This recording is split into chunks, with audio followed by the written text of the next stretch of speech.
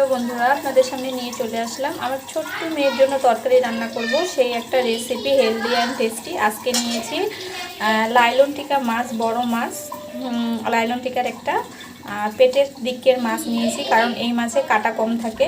এক পিস মাছই আমি নিয়েছি, কারণ ও বেশি মাছ খেতে। ভেজে নিচ্ছি, যেহেতু একদম টাটকা মাছ, আমি একদমই হালকা করে ভেজে নিয়েছি। আজকে শুধু আমি আলু দিয়ে বানাবো। আমি ওই তেলে আলুটা দিয়ে দিচ্ছি, একটুখানি পেঁয়াজ আর রসুন বাটা দিয়ে দিচ্ছি, সামান্য পরিমাণ জল দিয়ে দিব, সামান্য পরিমাণে লবণ, আর দিয়ে দিব সামান্য পরিমাণে জিরা ধনিয়ার গুঁড়ো। আর কিচ্ছু দিব না, ঝালের গুঁড়া টুড়া কিচ্ছু দিব না। এভাবে আমি কষিয়ে নেব কিছুক্ষণ।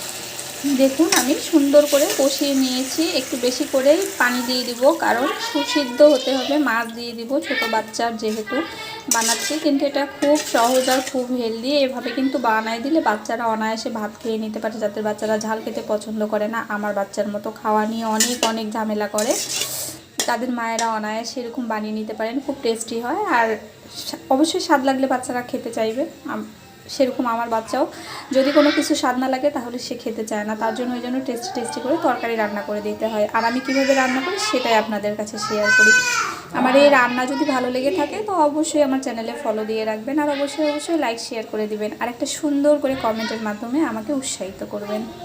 এখন আমি মাছটা দিয়ে দিচ্ছি, দিয়ে একটা ঢাকনা চাপা দিয়ে সুন্দর করে ফুটিয়ে নেব। আমার বেবির তরকারিটা হয়ে গিয়েছে। এই যে আমি এরকমই নামাই নেব। এখন কেমন হয়েছে অবশ্যই জানাবেন, আর ভালো যদি লাগে আপনাদের বাড়িতে বাচ্চা থাকলে আপনারাও একবার ট্রাই করে দেখতে পারেন। ধন্যবাদ সবাই।